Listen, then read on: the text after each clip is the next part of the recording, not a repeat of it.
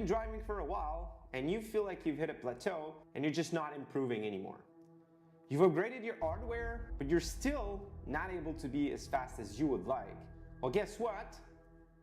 I did that too, okay? I'm as guilty as you are. And that's exactly why Racine and myself created what we call the advanced way to learn. By using the techniques that we're about to show you, we were able to win national championships, and we're now coaching real-life drivers and sim racers all across the globe. So let me tell you why you absolutely need this to improve your racing skills. On this platform, you'll go through 5 learning steps.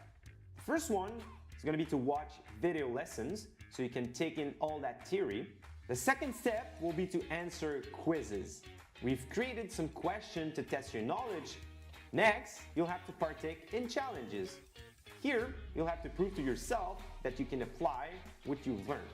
You'll go on track and you'll try to beat the instructor's lap times for sector times. Following the challenge, you'll be able to send your onboard replay so instructors and other community members can help you improve. And lastly, you can get involved in the community to meet some new teammates and learn from others. This platform is a back and forth discussion between us, the instructor, and you, the students. If you're serious about becoming the best driver out there, this is the advanced way to learn.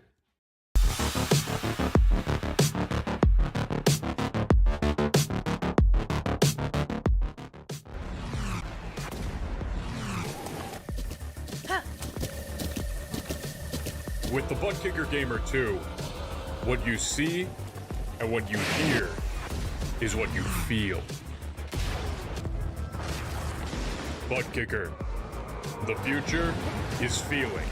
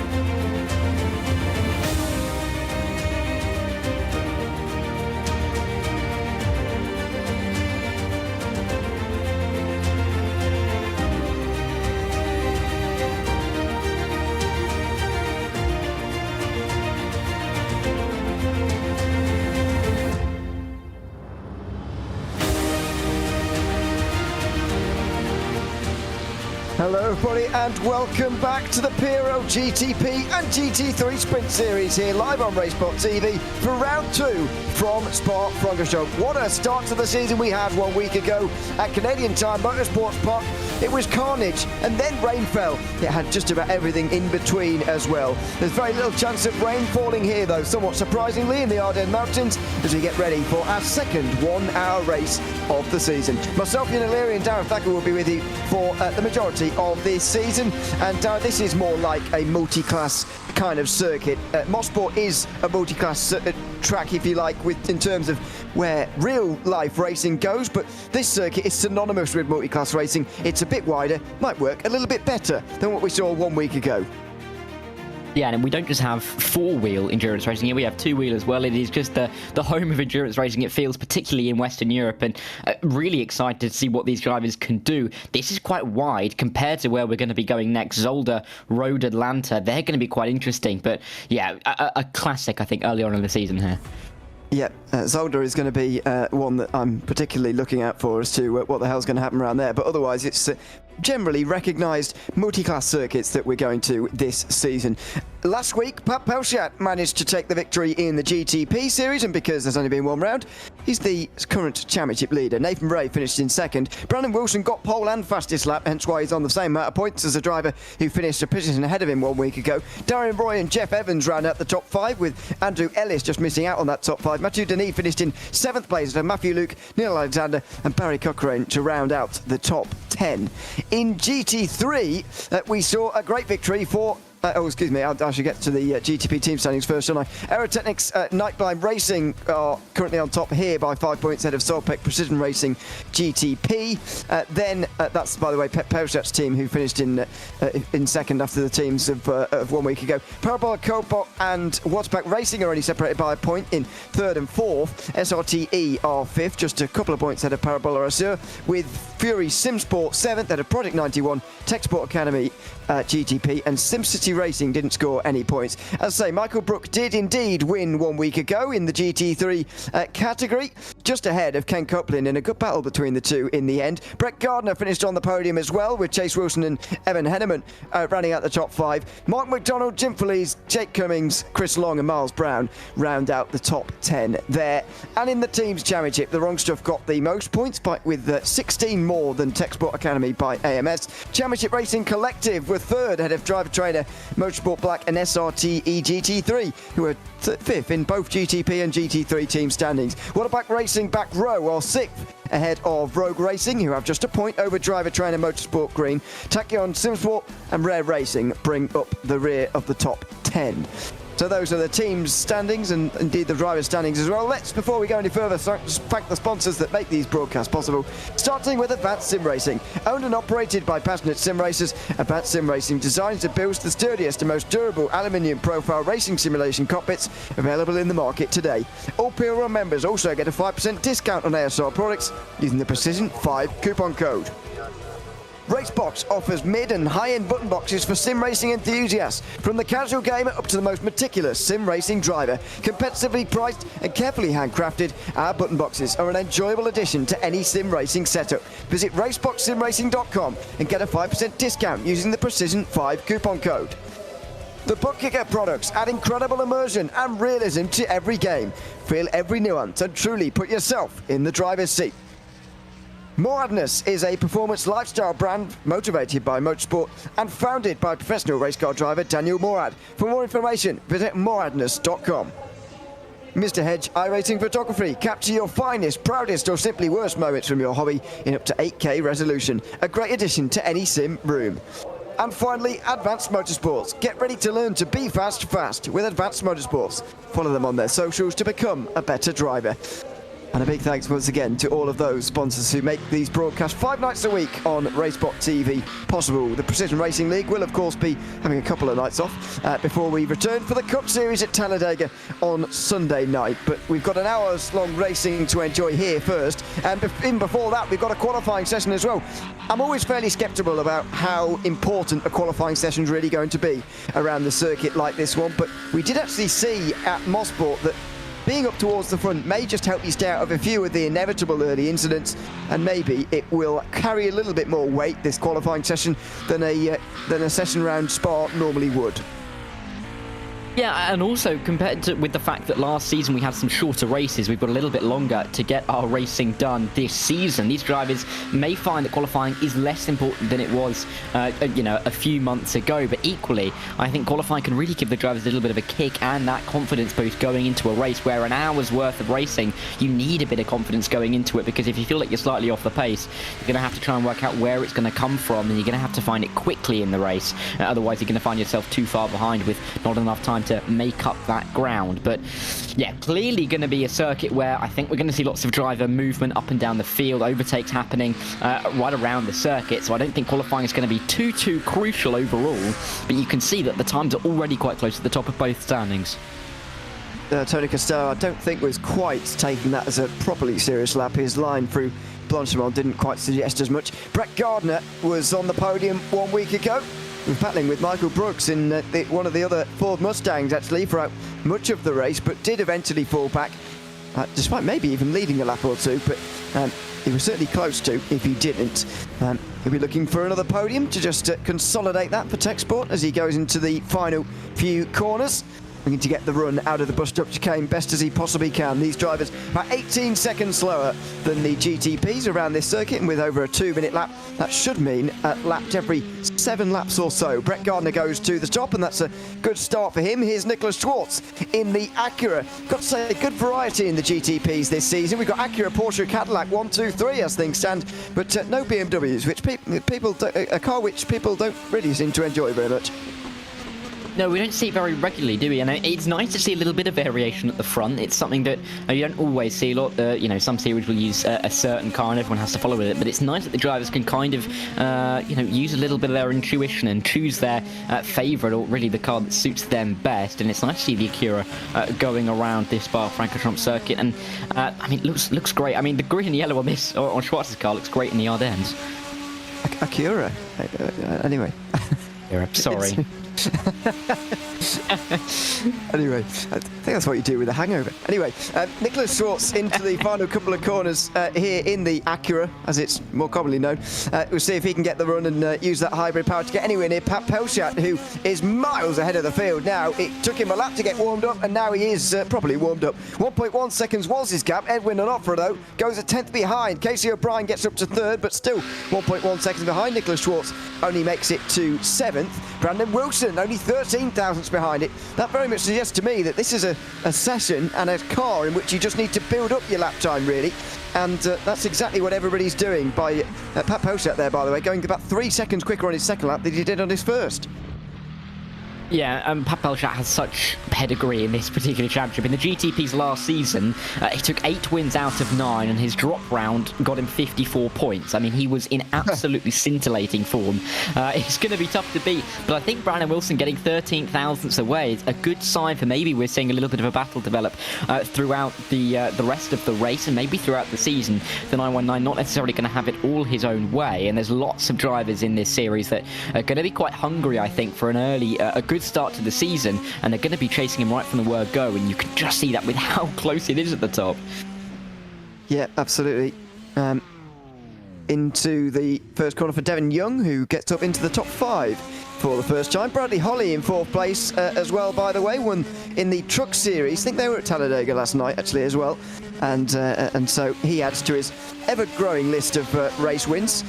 He is the all-time leader. He's got 124 now to his name, which is about a third as many as anybody else. So he is certainly one to watch. Nathan Ray was one to watch last week, finished in 7th place. Second place in the end, 4 seconds off the win for Pat Pelchat, who was really challenged last week, maybe in a way we didn't really see previously. Bit of tyre smoke in the background there as Nathan Ray makes his way up towards the line. That is not much better, I'm afraid, for him. And he will stay 8th, I think. That's disappointing. Miguel Rios is the only driver inside the top 5 now who's still actually on the circuit and still able to improve here. Jeff Carollo is a little bit further down. He really is improving in 15th place, but he needs to, because he's 3.2 seconds behind. Oh, it's so frustrating. A lap that was going well, thrown away right at the very end. Yeah, just going deep at the bus stop chicane can be easy to do. Locker or snatch an inside tyre there. It's difficult to get through, and especially when you're under pressure, needing the lap. Difficult for Corolla there to finish, or to not finish his lap in the end. Michael Brooks, though, looking to get through with more ease, through the right, into the left. Much nicer, tighter line from the number 83 car, and he'll try and get onto the front row. Let's see, over the line for Michael Brooks. Can he repeat his pole position from 1 week ago? No, he's not going to. he's going to stay fourth by the looks of that. Ken Copeland, who was so close to beating him 1 week ago, is so close to beating him again here, only this is for fourth and fifth instead. Rich Cully is currently third, Jim Feliz is second, and Brett Gardner, who qualified in second place last week, looks like he's qualifying on pole here and taking maybe the extra point that comes with it as well. It's going to be very close as to whether Ken Copeland can get over the line in time. He'll be the final driver to cross the line if he does at all here. As Shane Larson goes over the line, the final driver in GTP, he will go up to fourth place just inside half a second. Can Ken Copeland get over the line in time? Did he? Yes, he did. Wow, that was close. Up to third place for Copeland at the very end there. So that's a good lap from him, and he'll be very pleased, I'd imagine, with that. And with that, we end the qualifying session, and the racing session will begin after a 5-minute warm-up session in a few moments' time. The time of day, by the way, will be 5:20 in the evening. Chance of rain at 3%. Not saying it's not going to happen, but it's not likely for any rain to fall here today. In fact, it's not likely for any rain to fall until we get to Interlagos on the 7th of November. That's feeling like a very long time away as things stand. As we go on board here with Pat Pelcher, we're going to have a look here down at the pole lap and just how to go quickly in GTP around Spa. Yeah, and Pat Pelchat, like I said, got the pedigree and got the speed all the way through last season, doing it again. He took all 9 poles last season, and he's keeping it up with this form, frankly, in qualifying. He got through the source very tight line, and then it's just really the flat-out run all the way to Les Combes, but you've got the small matter of Eau Rouge and Rayon to take on. You can see the steepness as you rise up the hill. That barrier has been pushed back on the left-hand side. It has been a little bit on the right-hand side as well, giving you a little bit more room, but when you're in that cockpit, all you're thinking about is this braking zone coming up. Les Combes can be so tricky to get the car into the right-hander, because you've got to get it back to the left-hand side for the second part of the chicane. Through the right again, just trying to use all the track on the outside and nearly losing the car, but great car control through that first half of the lap. And then down the hill here into Bruxelles, switching round to the right-hand side on the exit of this, just to open out No Name as much as he can. This is really nice and flowing. Keeps it in third gear there for a little bit of traction, then powers down towards Pouon, or Double-Gauche, or whatever we want to call it here today. Just changes down into fifth gear and lifts off slightly. You can tell that they've stripped a lot of downforce out these cars, because if they put all the downforce on, I reckon they can go flat out around there. Down in towards turn 12, the Fania chicane, now just opening out the second bit a little bit for a nicer run on the way in towards Stavelo. We use that little bit of curve on the left-hand side, grab the apex there. Pelchat just about managed it, not really able to extend through here anymore. And then into the curve ball Fret. Just needs a good run, and it's not really a worry like it is in the GT3s that you're going to get anywhere near the gravel on the outside here, really. Just keep the shortest line possible through Blanchimont, the path of least resistance, absolutely flat out in these GTPs, and then down in towards the, I would say, second best overtaking chance around Spa. It is the bus stop chicane. Pull to the right-hand side in towards the final corner. You do need a decent exit on this qualifying lap. You don't really need to use all the road on the right-hand side. And up towards the line goes Pat Pelchat. He is able to take pole position, just dipping under 2 minutes in lap time. Brett Gardner took pole in GT3, and this is going to be quite an exercise in what's different about GTP versus GT3. You're not going to notice too much different, I wouldn't say, in the first sector, other than the obvious straight line speed. But I think this second sector is going to be driven and look a lot different to what we just saw from Pat Pelchat. Yeah, and the clearest difference is the run that we're going to get to Les Combes is going to take a little bit longer, as the engine isn't quite as powerful and the top speed isn't quite there compared to the GTPs, but that's to be expected. Through Eau Rouge and Radio once again, climbing all the way up the hill, one of the steepest corners that we will face on this calendar this season for the GTP GT3 Series. But Brett Gardner keeping a tight line onto the Kemmel Straight. I mean, you can lose a couple of hundredths by just drifting a little bit wider through these little kinks and corners here at Spa, but in towards Les Combes, get towards the inside again, through the right, into the left, taking a lot of liberty with the inside curbs there. It is the 151, but it is working out for him as he gets in towards that middle sector. Bruxelles, difficult, particularly in these GT3s. You want a little bit of aerodynamics on the car for this off-camber right-hander, but getting it turned in very nicely indeed for what will end up being the pole lap. Through No Name corner as well, nicely taken on the inside. Don't drift out too far wide. It looked like there may have been a little bit of gravel taken up there, but really some nice, quite tight lines. And now have a look at this. The aerodynamic downforce very much lacking in these GT3s, and especially the second half of the second sector does feel a little bit lethargic sometimes. The Mustang does look a little bit lethargic as well, I've got to say, around this circuit sometimes. Not sure I'd be a particular fan of it, but it's very planted through the Fania chicane, short shifting into third gear just for a little bit of extra traction. Just revs it out in third, staying in third gear as well on the way towards Stavolo, then into the curve pull Frere. Finally, there's going to be a gear change, another short shift. You can see, though, just as it seems planted in some of the corners where you're off throttle, when you're on throttle there through the curve pull Frere, he was fighting the wheel just a little bit to hold on to the Mustang. Into Blanchimont, he's going to be pretty much flat out as you are in a GT3 these days. Revs it out in fifth gear as well, not grabbing sixth on the way down into the final chicane. First gear required. He brakes as late as possible. Gets on the traction, gets on the power as early as possible, uses the traction control, leans on it a little bit and goes up towards the line with pole position. So two different pole sitters compared to what we saw last week in both classes. Brandon Wilson and Michael Brooks were pole sitters 1 week ago. Instead it's Pat Pelchat and Brett Gardner here today. Pelchat has Wilson, last week's pole sitter, alongside him with Edwin Onofre and Shane Larson on row 2. It's Bradley Holly and Miguel Rios on row 3. Holly, of course, with the most starts in PRL history. Casey O'Brien and Devon Young are on row 4, with Nathan Ray over a second back, surprisingly, in 9th, ahead of Chris Stewart, part of Sim City Racing, in 10th. Nicholas Schwartz and Mathieu Denis round out the first 6 rows. Andrew Ellis and Neil Alexander are next to each other on row 7. Jeff Carolla and Barry Cochrane next. They're over 3 seconds back. Darian Roy and Jude Duesse didn't qualify, as far as I can tell. Brett Gardner, it will be on pole in GT3.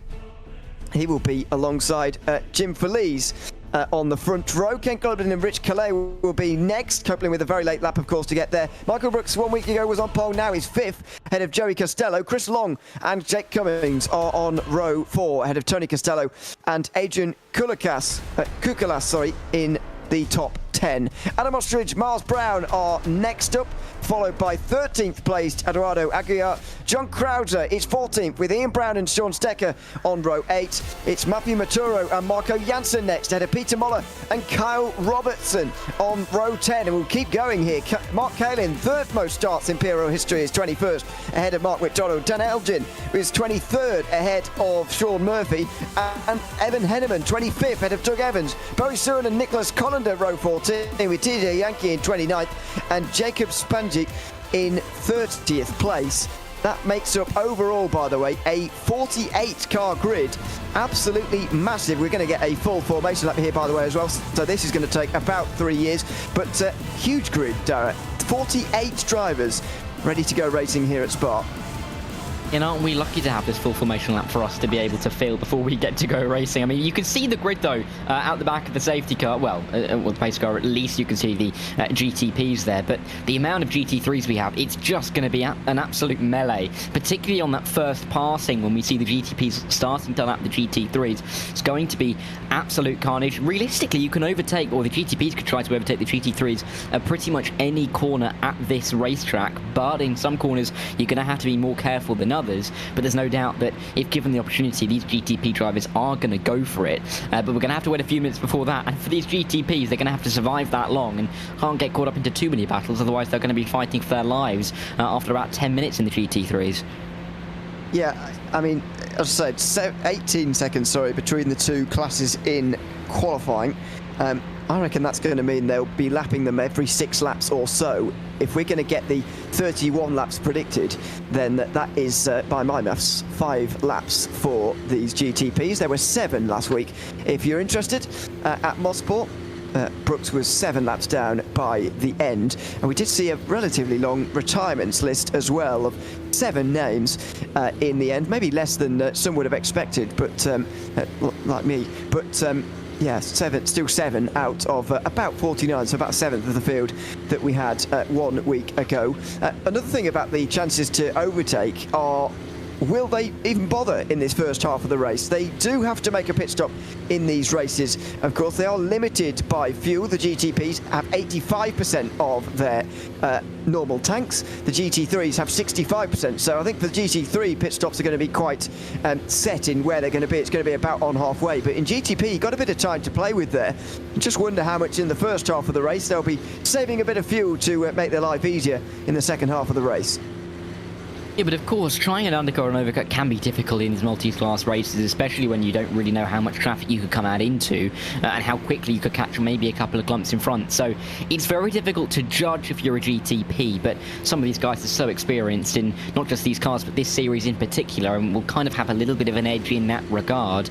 Still going to be tricky, though, mainly just to decide whether maybe to go a little bit longer, save a little bit more fuel off the line, or maybe to shorten off that first stint, get through the GT3s quicker. Maybe then if you can gain a couple of positions early on in your class, that will accentuate itself when you're making your way through the GT3s. Lots of different things that these drivers are going to have to think about. It's not as simple as having 18 cars, we're all in the same class, but going to the end, we've got a pit stop to think about. You've got 30 GT3s if you're in these prototype cars to worry about, and you are going to have to worry about them. They're going to be so critical for your race. Brandon Wilson is letting a big gap open in front of him. Wanted to do that, clearly. Not really sure you're allowed to do that, to be honest. You can cause quite a constant effect and quite a crash as well if you're not careful. Bit of support coming in for Nathan Ray, who's qualified down in 9th place for this race. Put in YouTube chat as well for SRT. EU's best driver in the overall field is Casey O'Brien, who's qualified up in 7th place. Doesn't have his teammate Dave Menonard this time round. They finished 12th and 13th together as teammates 1 week ago. Well, it's time to go racing. After a full formation lap here at Spa, we're ready to put an hour on the clock, and we're ready to see what's going to happen in round 2 of the PRL GTP GT3 Sprint Series. Pat Pelchat in control of the field again as he works his way up towards the line. He's immediately going to go, and Brandon Wilson was ready for it. Side by side over the line very nearly as Wilson tries to look up the inside on the way towards turn 1. He forced on the outside line. Will he just cut back here on the exit of La Source? He certainly will. He'll go for it, I'd imagine, on the way towards La Source. Look at this already as well in the GT3s. Copeland looks like he's made a fantastic start, and he's up 2 immediately on Tim Feliz and Brett Gardner, who were sleeping on the start. Up the hill, through Eau Rouge go the leaders for the first time as Ken Copeland takes the lead in towards turn 1 in the GT3s. Here comes Brandon Wilson on the outside line of Pat Pelchat, who wants to just shove him to the right-hand side. Goodness me, they're close. Door banging on the way up the hill, and Pelchat breaks late. He'll take the lead early on. That was an aggressive early move from the pole sitter. Yeah, Brandon Wilson's not going to let this one go. It looked like he was going to have the run on the outside, and Pat Pelchat was giving him absolutely no more room than he needed to on the outside as they made their way in towards Lake On. But he's held the lead, and he needs to try and pull that gap really quite quickly because Brandon Wilson looks keen, as Brett Gardner looks keen on Ken Copeland. Outside line for the 1-5-1. Can he make the corner? Oh. No. He's going to go wide off the track. He could lose 2 positions here. Well, he's going to get a slowdown, and so how much is he going to lose here? Copeland will surely overtake. Tim Feliz will maybe 2. He holds the inside line here, does Gardner. Can he hang on to 2nd place around the outside for the McLaren? Wow, I'm surprised he's hung on there. I'm very surprised indeed. Incident, I'm afraid, for Bradley Holly early on here into the Fania chicane, and he's immediately gone back to pit lane. He's gone straight on into the wall there by the looks of things. Yeah, weird crash for him. He had a bit of an up and down season last time out, and he could get some consistency. He could be right up there, so he'll be very disappointed with that in the 184, but we'll see if he can get back out onto the track. Going to be difficult to do anything from there, though. He's going to be nearly 2 minutes back, if not far more than that already, without even 2 minutes on the clock. So difficult circumstances for him to start the race, but difficult as well to go too wide into the bus stop. They're looking like they're going to do it in behind. They straighten themselves out, but this isn't looking like a mundane start. All of the drives are going right out early on. Brett Gardner's back in the lead of GT3, by the way. Ken Copeland has been overtaken here. Oh, and off! Gardner's off! And doing a bit of gardening, he would have done if there's grass out there. Anyway, Copeland pulls to the inside line to try and defend from Feliz and maybe overtake Gardner, who's forced to defend into Blanchimont. There's not going to be a move around the outside there from the Mercedes. Oh, he gets loose as well, though. And now in towards the bus stop chicane. Will Copeland dive to the inside? No. He decides to stay behind, but there'll be questions asked, I suppose, about whether Gardner held the position as a result of going off. Meanwhile, this is what happened to Bradley Holly. He'll be kicking himself with that error. That looked completely on his own. Lewis Hamilton did that a few years ago, didn't he, in a practice session, I think. It's the only time I can remember seeing that particular incident. Miguel Rios looks like he maybe had a bit of a snap and possibly got a little bit of help, but nothing that the driver behind could do if there was any contact at all. So difficult starts for those guys, but generally quite clean in the GT3 class. 29 or 28 cars in the trade, so a couple maybe not having the best of launches, but the vast majority of the field getting through the opening lap cleanly. Brett Gardner, though, he made the move on Ken Copeland. He's going to have to hope that he can pull, well, not here he didn't. He's going to have to hope Copeland doesn't force him into the same mistake. Here goes Copeland to the outside line, and no, he's not going to go for it on this occasion. I think Bradley Holly will be quite pleased with you comparing him to Lewis Hamilton, actually, but maybe less pleased with the incident itself. You just saw a Porsche, by the way, coming through the field in the background. Not sure how they've ended up there. It's Darian Roy, who might have started from the pit lane, actually, come to think of it, but it's made it very awkward for himself. First of all, we're not sure why, if he's started from the pit lane, he's been held until the GT3 field has gone through, as well as the GTPs. And second of all, not sure why he would have decided to start from the pit lane, even if he did, but he's made his life quite difficult here. Up the inside he goes with Jim Felice. He's nearly cleared the GT3s, but he's already 45 seconds off the lead. Yeah, and this is the kind of scenes that we're going to be seeing in about 5-10 minutes time. Of course, with the gapping out of the GT3 class, the front or the back of the group is already 30 seconds, if not more, behind the lead, or 20 seconds or so. So they are losing a lot of time overall, and it's going to mean that Pat Pelchat's going to catch them a little bit quicker than he otherwise would. Mark Kalin there, looking good at the moment, or maybe looking like he's trying to gain a couple of positions in the number 62 car, because he's down in P22, but you can see the drivers in front going for a couple of looks, trying to get into the mirrors, and really at this stage that's what you can really do. Always rely on Kalin to submit his camera, and we see what he's doing. In the pit lane, by the way, for Boris Surin, I'm afraid. 3 of the Corvette GT3s are in after the opening lap. Not sure what happened to Miles Brown or Doug Evans either in the opening laps of this race, but clearly something, because they're all on pit lane as things stand, along, as you'd expect, with Bradley Holly, who we saw his incident. TJ Yankee on the right-hand side there. He's clearly an ice hockey fan. I don't know who the Penguins play, where they play, but anyway, there you go. Ice hockey fans, he's a supporter. In towards the bus stop chicane. Looks like he got dived there by someone down the inside. It was one of the McLarens of Nicholas Collender, by the looks of things. The last of the McLarens in the field, indeed. And he's having another look down the inside on the way towards La Source. He's looking, but he's braking quite early, is Collender, and so Yankee able to defend at least first time round, maybe not second time round. He is now forced down into 26th place. And Teji Yankee looking like he's going to try and fight this one back. I'll tell you right now, Ewan, that's the Pittsburgh Penguins. And you're going to have to excuse me for this, but can he defend like a man of steel in the rest of this race? We'll see how he can do from his position, but currently down in P26, got a lot of work to do. It's going to be tricky, I think, for the guys at the back, particularly. Oh my words, we're seeing 2x2 in towards Les Cons, Mark McDonald in the midst of it, but we're going to find it difficult for these guys, I think, to really be able to cope with the GTPs and their own fights. I think it's going to be quite manic, especially when we're seeing the GT3s like this. That was aggressive. Whoever stuffed that down the inside there, not sure who it was. Might have been Sean Murphy and Chris Long, battling side by side just further up the road into Bruxelles. They've all made it out the other side, thankfully, but it was very close to not making it out the other side. This is all for 14th place, by the way. Carl Robertson now holds that 14th position in the field, and as you say, this is going to be a nightmare for the GTPs to work their way around. Peter Moller's been off on this lap, I'm afraid. This is what happened to Doug Evans on the opening lap, by the way, into a no-name corner, as we go back to the not the leaders, the 5th place battle here. Nathan Ray just hanging on from Casey O'Brien, and then I think that's Chris Stewart just in behind, as we have a look at what happened to Miles Brown on the opening lap. That's Peter Moller, I think, who's has he carted him off the road, or has Brown carted himself off the road there? I can't quite tell. Yeah, it was difficult to see from that angle, wasn't it? At a bit of a 45 degree to the apex, so difficult to really say. There was a little bit more contact with Moller there. That's why he found himself down near the back in the first place, I do believe. And the 997, that's a horrible place to be stuck, isn't it? Because you cannot reverse onto the racing line, and there's a barrier directly in front of you, preventing you from trying to accelerate away. Add that to the blindness of the corner he was stuck on, and that's a horrible place to be stuck. So hopefully he got that right, and I think he must have done without causing too much damage or worry to anybody else on the circuit. There's a lot of worry though for Casey O'Brien, because he's got this train of 3 behind him. They look keen to get through. Chris Stewart is climbing all over the back of the 28 car, and if these two start fighting, there's 2 more to join into the party. Yeah, this is a real recognised group here for 5th place on backwards. The top 4 have clearly got a lot more pace than the rest of the field, or indeed Nathan Ray and others are just doing a good job at holding the others back. I don't think it is the second though, I think it's the former more likely.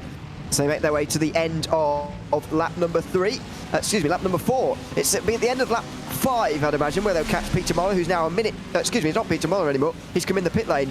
Sean Murphy, not the snooker player, who's in the 26th position in GT and 43rd overall. He is a minute 50 behind. That's 28 seconds ahead of the GTPs effectively. If he's losing 18 seconds a lap, actually it's going to be a little bit more than at the end of this lap. Let's see though, in these last laps of battling, who can get into this 5th place, because it can actually be quite important to get into the traffic first. You can hold position quite well if you get the run in traffic quite nicely. Here goes Casey O'Brien on the outside line, and he doesn't go for it. Nathan Ray still felt the need to defend though.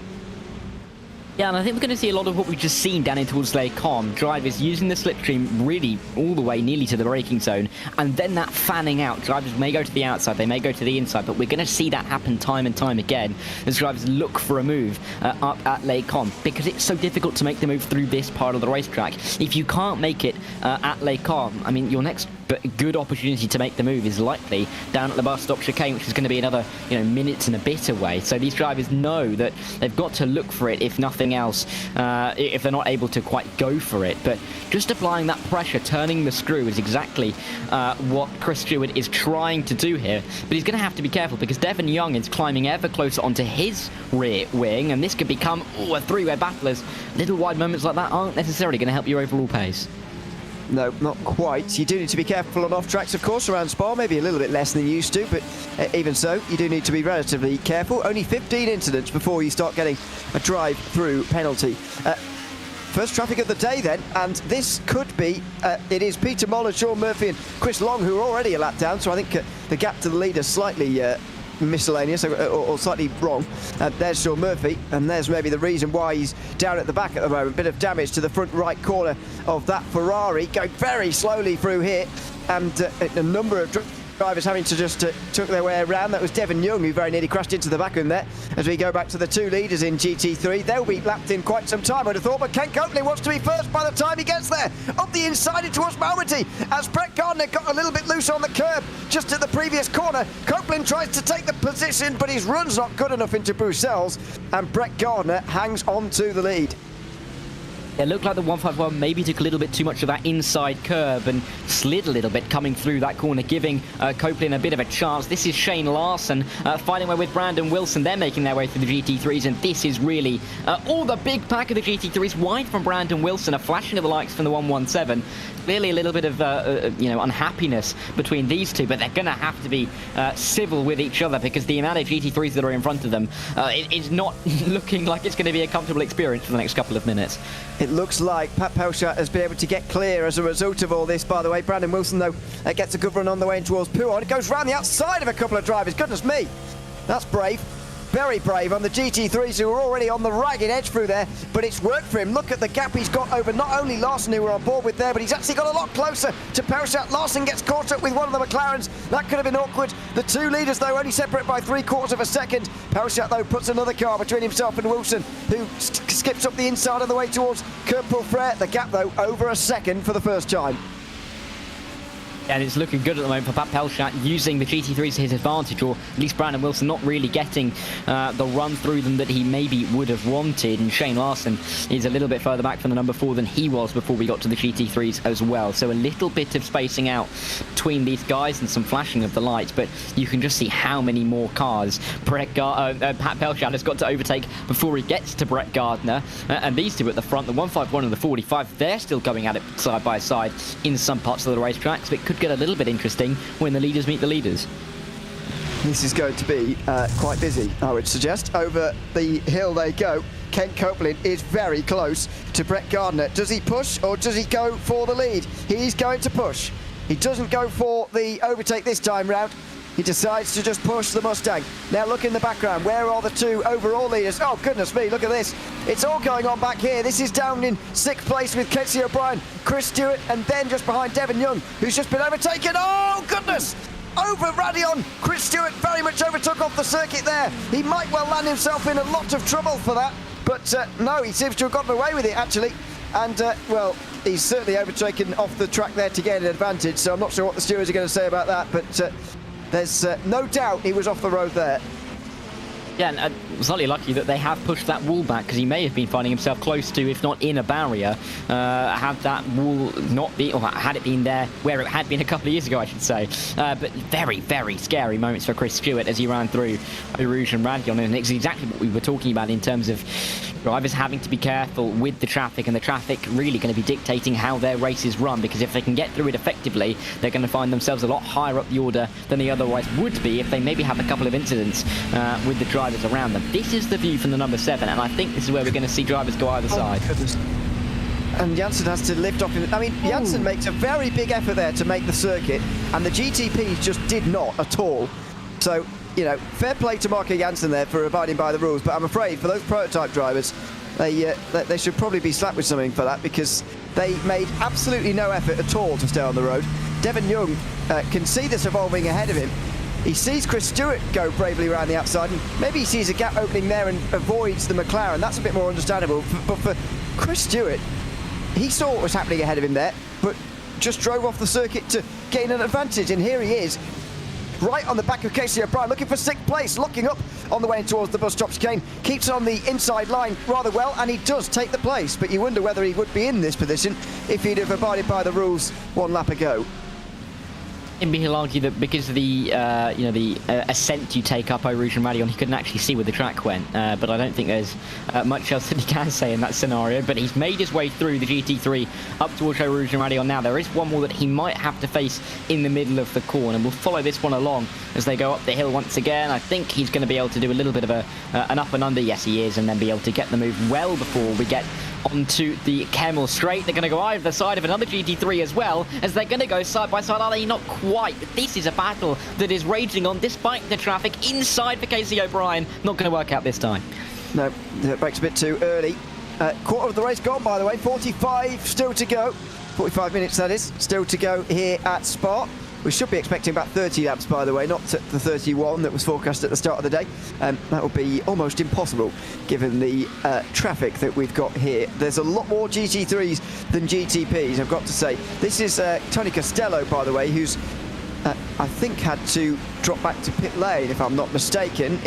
This happened just in the background of the battle we were watching. He didn't have to drop back to pit lane, excuse me, but he has dropped back to 12th place after a big slide. This is just ahead of him, though. Eduardo Aguiar trying to get through into 9th position here, currently helped by John Krause, who's made up 5 places so far in this race. Further up, Michael Brooks is off the road. Michael Brooks off the road, and in the gravel he's retiring. He's going back to pit lane. Last week's winner already falls by the wayside just 16 minutes into round 2. And that is not the start to this race, or really the continuation to his good start of the season that he would have wanted at all. It's going to open the door for many more drivers, not least Brett Gardner, to try and have a bit of a run on him in the championship. And I'd be surprised if he leads the championship coming out of this week. That is what happened.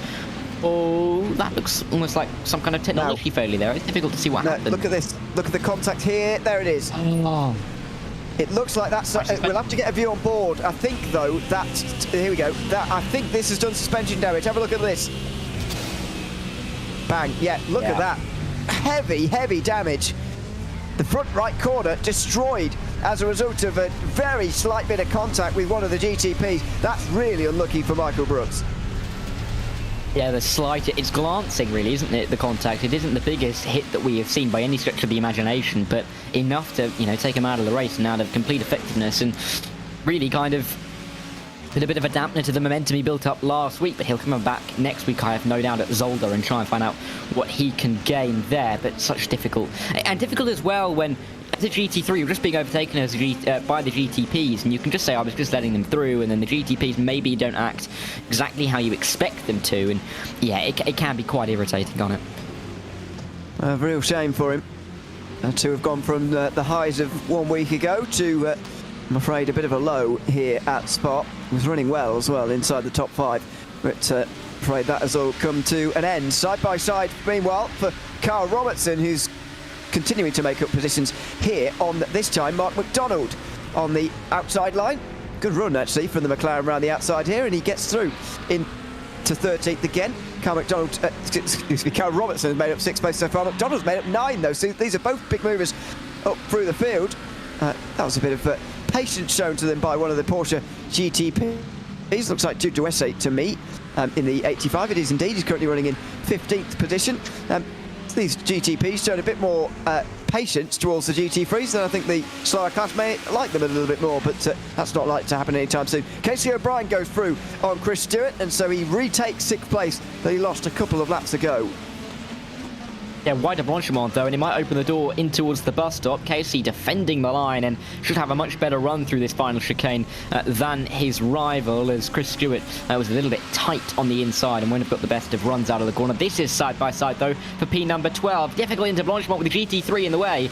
They're going to stop, or they cease to be side by side, but it's going to open the door for Barry Cochran to come into the battle. Or Neil Alexander, I should say, down the inside as they make their way in towards the bus stop chicane, getting so close as the GTPs lose a little bit of their speed in comparison to the GT3s through the slower corners, but that looked like it was quite close there for half a second. Speaking of losing time, by the way, these guys are 40 seconds off the lead already. You can see why at Mosport we only had 3 cars finishing on the lead lap, a lap time just over a minute in length. Very, very different indeed to Spa, which is it's about 2 minutes in length, about double the lap time round here.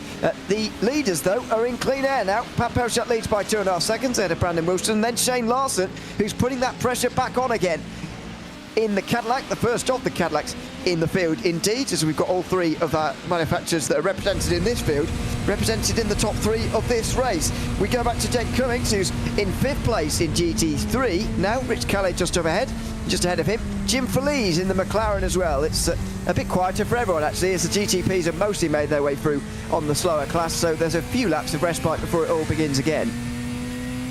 And Jake Cummings, a driver who, again, has a little bit of pedigree in this series, coming off the back of last season. Very consistent, got P4 in the championship, behind only Chris Stewart, Ted Lovendick and Brett Gardner, of course. Ted Lovendick not here, so doing a great job at the moment in the number 95 car, again, getting himself into what would be another top 5 finish, and just great consistency, which is what you need in these kind of championships, where it's only 9 rounds to get you towards the top, and especially when a win is 55, and then the winner's bonus isn't massive. If you crash out in a couple of races, you're going to find yourself losing 100 points, maybe more, to someone who just finishes in 5th, 6th and keeps their head and maybe doesn't go for that extra move. So Jake Cummings doing another very good drive. Consistency is going to be his word for the season, I'm sure, and clearly not too worried by the looks of his camera.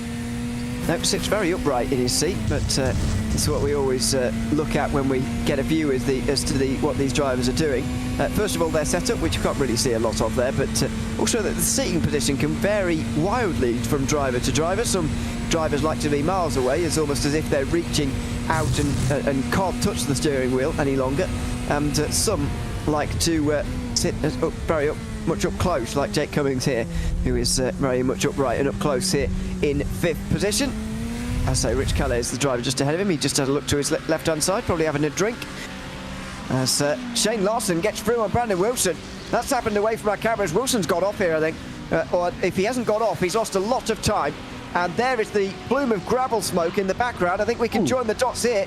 Gravel all over the tyres. He goes wide through Pearl, or is he damaged? Let's wait and see for a replay on this. But Brandon Wilson, last week's pole sitter, has got front end damage for sure. Straight on at the Fania chicane, and he just about keeps it out of the wall, but he's got damage on the front end here. Brandon Wilson, after running in the top 3 for the 2nd week in a row, is about to have a relatively long stop.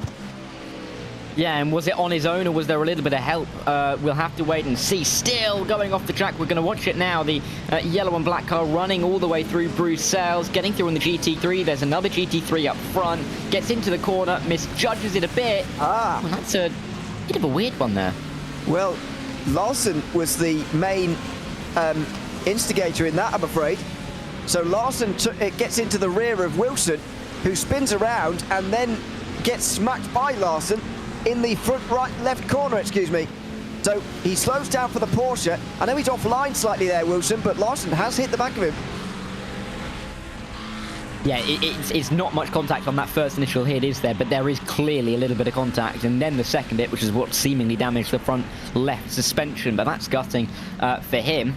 But it's put Edwin Onofre into a podium position. A driver who's kind of been just trying to keep his head on is suddenly up into P3. And with quite a nice gap back to the likes of Nathan Ray, Casey O'Brien and Chris Stewart. A group of cars who've been battling really quite hard all the way through this race. So, you know, one driver's loss is another driver's gain, but we are nowhere near the end. I mean, we can still see a couple of incidents happen to some of the big players in this race, no doubt. Side by side, meanwhile, for 15th place, as Stu Duessa gets overtaken by Darian Roy, recovering from that pit lane start and doing a decent job here, actually. Down in towards the bus stop chicane he goes and makes up a place. Duessa is struggling a little bit, actually. Now over a minute, actually, off of the lead, still held by Pat Pelchat. So there we go, over the line for them. The advantage for Wilson, by the way, who's making his stop right now, although it is probably going to be quite a long stop compared to what you would expect, and it is indeed a long stop compared to what you would expect. He did make a very early stop last week, so the advantage of being in GTP here with 85% of your fuel tank available is that actually your pit window's very wide. I don't think these cars will be able to make an hour, even if they weren't fuel restricted, but nevertheless, it's very good, I think, for the series and for the race that they've got such a wide pit window, because it gives them, you know, many chances to come in. Brandon Wilson, for example, last week came in very early. Actually, what it did do is put him away from the leaders, gave him a lot of traffic, and eventually he was pretty decisively third. However, on another day it could have worked, and it's good that they at least have the option to come in early and do something a little bit different. Yeah, and it gives us a little bit to think about up here as well in terms of the strategy and where these drivers are going to try and end up. And talking of pit stops, Pat Pelchat from the lead of the race coming into the box around half distance, not going to wait too long in his 919 machine to make that stop, and he'll stop right near the end of the pit lane before he will depart. Very close between these two on our screens through the final couple of corners. That is just about getting through. Andrew Ellis ahead, or behind I should say now, of Nicholas Schwartz as they make their way down into towards La Source once again. And that got very tight. Almost felt like there was Schwartz up in front, maybe cut across Ellis a little bit, but Ellis didn't really have any kind of run to have any kind of line at the inside. It was unbelievably close to contact as they make their way down the hill, and there goes Pat Pelchat out in 10th place, so he's not even lost that much time after pitting here. Not suggesting he could still win without pitting, with pitting with everyone else not, but you know, he could certainly make his way back through the field in good order. And as you said earlier on, this sort of outlines the difficulty for everybody else throughout this championship. Pat Pelchat doesn't really make mistakes. He doesn't really have off days.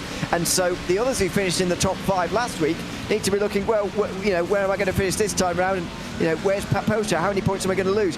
Nathan Ray, 2nd place, 3 points off him currently. Looks he's going to be 4th if things correct the way they are at the moment. Brandon Wilson just got that damage to the front end we just saw. Darian Roy starting from the pit lane. And Jeff Evans is nowhere to be seen at the moment. He's way down and maybe not even here today. Not even sure. But I don't think he's here. So there's the top 5 from last week, all nowhere near Pat Pelchat, who again has the consistency to just, you know, get a bigger points lead. And if the predictions and the expectations come true, he's just going to continue to extend his margin at the front of this championship week by week by week. And of course, if he can win here, that would be 10 wins in 11 in this series. Albeit this season we've had a couple of longer races, and that does of course span this season and last, but still an incredible run if he can manage to get himself to the line first in this race. And he really is the driver to beat in these GTPs in the PRL. So many drivers, it's great to see so many drivers turning up and challenging him and everybody else, but no one at the moment is able to come anywhere. Well, they've come near recently, but not over the course of the championship. We'll see if he can extend that lead, or if someone can try and edge their way closer over the next couple of weeks. But looking like we're setting the groundwork for a very good championship battle, not just in the GTPs, but in the GT3s as well, with the likes of Brett Gardner, Ken Copeland and Jake Cummings up there once again.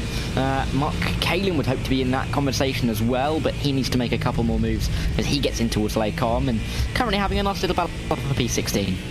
Yeah, looking maybe Lucky was going to go down the inside there into towards Lecombe, but not quite. Ian Brown is the driver just up ahead of him in another one of the relatively popular Mustangs as we go 3 wide here. Here's Andrew Ellis through the middle on Nicholas Schwartz. As a continuation of the battle earlier on, round the outside for Ellis. That's a good move. Through the middle of 3 wide, first of all, round the outside of Lecombe. That was pretty spectacular. Andrew Ellis moves his way up to 6th position. Yeah, and looking good for it at the moment as himself and Schwartz have been fighting for a little while now, but the 517 looking to steal a little bit of a march throughout the rest of this lap. But this guy's not running in a net P6 and 7, of course. A couple of pitters, no doubt. Pat Pelchat, you can just about see in the background there, coming through No Name. He has pit, these guys haven't, and the fact that Pat Pelchat's nearly gained a full pit stop on these guys within the first half an hour just shows you his pace and how good it's been so far. Look at this. Oh dear, Larson. Oh goodness, Larson through the middle. I'm not sure the 2 GT3s were really hoping that would happen, to be honest, but Larson dives down through the middle. He knows that, and I think he wished to say sorry, or maybe what the hell was that? But anyway, he's either not pleased or apologetic. We'll wait and find out on that one. But goodness me, that was close all the way towards the bus stop. It's Tony Costello, who's just up ahead here, by the way, in the McLaren, followed by Eduardo Aguiar, then Adam Ostrich in the Porsche, who's catching up just behind. That was a breathe-in moment for everyone, actually, including me. Yeah, quite an impressive feat, though, to go up the middle there with quite a small gap, and I don't think the GT3s will have been overly pleased, but they were able to continue their battle as we are seeing. More pitters in the GTPs. Casey O'Brien, Devon Young, they've come into the box, so they will sort themselves out in the order. I think Schwartz came in as well, and you can see Pat Pelchat gently rising up the order. P5 now, and P4 isn't far away, even if Andrew Ellis doesn't pit in the next lap or so. But this battle in the GT3s, we've seen so many of these battles in the GT3s, so close, a couple of little groups, they are really fighting hard, and it is great to see that drivers are fighting for every position and every point in this championship. It is fantastic. Seen such good racing in these first 2 weeks. We've only had an hour and a half of what's going to be a 9-hour season, but it's absolutely delivered so far. It's been brilliant entertainment from Mosport 1 week ago, and Spa this week as well. We'll be going to Zolder next week, by the way. I'm sure you've heard. 60 minutes around the alternate layout there, which means the fast final chicane too. Out of the pit lane for this battle for 12th place, Devon Young just behind Nicholas Schwartz. Devon Young's lost a lot of time here, 34 seconds in the box. That's as long as Casey O'Brien spent in the box as well. That's not too far away from what you'd expect to see in an endurance race, full service. That's really long for O'Brien and Young. I wonder whether they've changed tyres. That seems pretty unlikely. It would seem excessive in a 1 hour race, but there must be a reason behind that. This is Pat Pelchat. What's happened to him through the Fania chicane? It looks all nice and mundane for the time being. Oh, this is live. That's might be. I don't know. Oh, yeah, you're probably right. Yeah, you're certainly right, because there's nothing happening with Pat Pelchat. You know, the little box, I thought, oh, we've got a replay. No, it's just live, and him gently working his way through traffic. What it does show, though, is the fact that he's only 34 seconds behind. Don't forget, Larson hasn't stopped yet. He's going to be stopped for about 24 seconds. So Pat Pelchat, I think, is going to come out with a lead here. I would say over 10 seconds. He's got 16 currently over Edwin Onofre, and unlike last week where he was really challenged at Mosport by the likes of Brandon Wilson, who took pole, Nathan Ray as well, who finished only 4 seconds behind him. This is not going to be a race where he is limping, well, not limping to the line as he was last week, but you know, he was looking over his shoulder last week for sure. I'm not sure he'll be doing much of that today. We'll have to see, though, because Shane Larson may have a bit of a kick in pace towards the end. Pat Pelchat probably feels a little bit confident that he'd be able to fend that off if the case. But, you know, we're going to have to see how the pit stops shake out when everybody has made their way through the box. Still 28 minutes to go. We've already just passed half distance, and we've seen so much action so far, and there's no doubt that it can happen throughout the rest of this race, especially when we've got the little groups in the GT3s and in the GTPs as well. Like we're seeing here, Casey O'Brien fighting with Darian Roy up in towards La Source. Casey O'Brien going a little bit deeper into the corner. Darian Roy getting a much better apex speed, and my word, that was a great launch off of the corner from the 211. And this is awkward for the Cadillac of Casey O'Brien, because Roy hasn't stopped yet, and he could really do without this this interruption here, but he's you know, entitled to battle here is O'Brien, and I think he will do. Down the straight in towards well, the Camel Straight, and then in towards Lecombe for these two. And nothing doing on the way in towards the chicane this time round. O'Brien brakes a little bit late, but doesn't quite get into the back of the Porsche, thankfully. Roy, I'm afraid, is going to, as I say, drop down quite a lot after this pit stop. I would suggest maybe even as far as 13th, 14th place in the GTP field. But as I said earlier on, they can go quite far in these GTPs with 85% of their fuel allocation. The GT3s won't be going that much further, I would have thought, with their allocation. Jake Cummings at the moment is the first of the drivers who've made a pit stop in the Corvette GT3. He was nowhere near the lead really though before the pit stop, so he's not a great marker. There is Brett Gardner. He goes through the line again, but when we did the Spa 24 hour early this year, they were barely making an hour, and these GT3s generally barely make an hour when they've got full fuel. 65% of a fuel tank is going to be goodness me, how do I do the maths on this? Maybe I'd be surprised if they can go much further than 35 minutes actually. Yeah, well, we're approaching that marker, so maybe it's going to be, you know, do or die for a couple of laps now, go in or maybe risk running out of fuel. These guys will know their fuel numbers, obviously, and are going to be trying to stretch it as long as they possibly can, but I think, like you said, we are getting to that point where they are just going to be forced to come in because there's not enough, fuel in the tank to get them around one more time, so Brett Gardner's going to be thinking about that. Also worth noting that this is a long circuit, isn't it? So, at the best of times, even if you had quite a bit of fuel in the car, I could save quite a bit. The window for the pitting is not going to be wide when you consider that it's taking you 2.25 minutes in a 1 hour race to do each and every lap. So it's not quite Le Mans or the Nürburgring where, I mean, if you've got a fuel tank, you're going to have to pretty much go in on a certain lap. But compared to somewhere like Motorsport, you've got a little less choice than you would normally have as they get close. Miguel Rios there getting into the back of, I think that's Nicholas Schwartz. It is indeed. It's just ahead of him. And that was Rios there, maybe landing himself in trouble for later, but we'll see.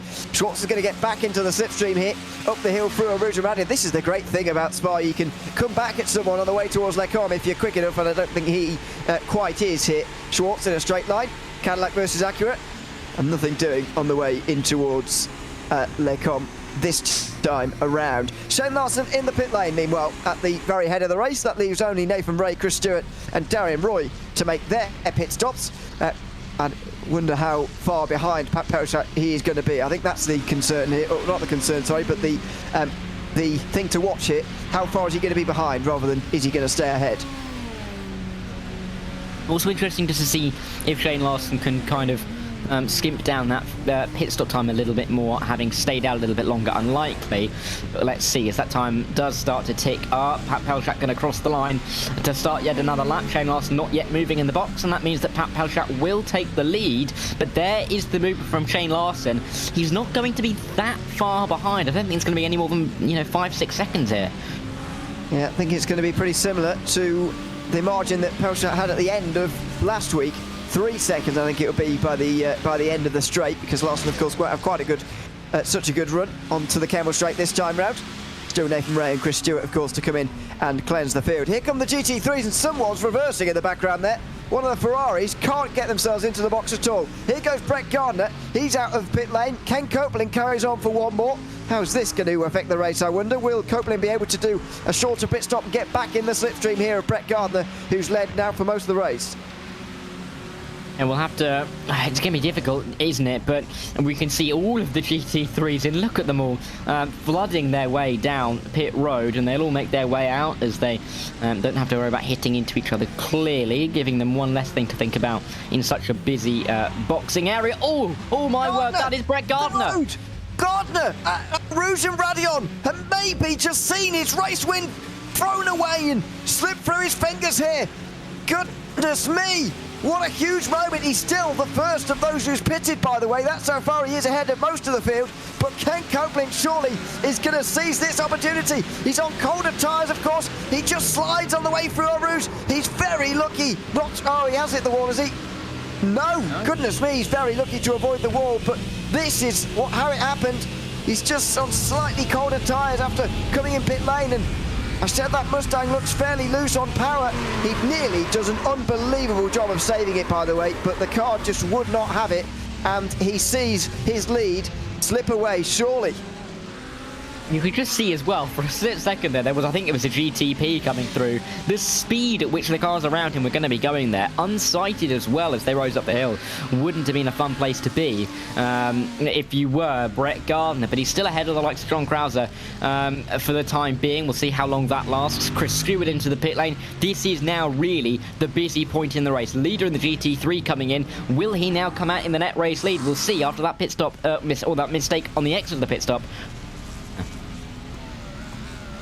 Even if Copeland wasn't going to run out of fuel there, I would suggest coming in immediately just to ensure the lead here. I think that's exactly what the Mercedes driver is going to do here. Although, as I say, they are running out of fuel anyway. You can see the 5 behind him, or the 4 behind him coming in. Ken Copeland now makes his way out of pit lane, and look at the Mustang, he's still miles behind here. Copeland spends 18.6 seconds in the box. That in itself is 1.3 seconds quicker than Brett Gardner. He's already making his way out of the pit lane before Gardner is on the front straight. What a disastrous spin for the Mustang driver. The pole sitter of this race will be kicking himself. Where is everybody else going to be? Rich Calais looks to have gone out ahead as well. Wasn't quite expecting him to manage that. Jim Feliz maybe might be able to manage it too. Where's Feliz? There he is. Through he goes. Adrian Kukulas is also through. Has he got no rear wing there? Jim Feliz has got no rear wing. What the hell's that all about? Well, we'll get back to that in a second, but meanwhile, Brett Gardner sees his new position, and I'm afraid it's 5th place.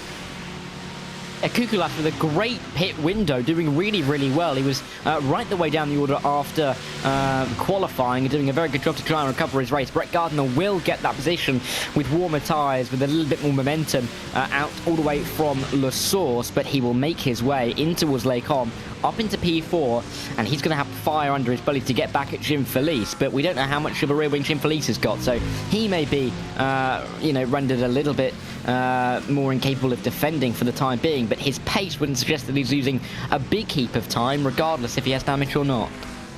We'll try and find out where he lost that. Inside for one of the Cadillacs. That's pretty tentative from, I think, Andrew Ellis. I was going to guess at there. Going down the inside. He'll be through anyway. Gardner up to 4th. Has Kukulas got damage? I wonder whether Kukulas has hit Feliz, because Kukulas suddenly is into the pit lane. Yes, I reckon so. Kukulas can't turn, and Feliz hasn't got a rear wing.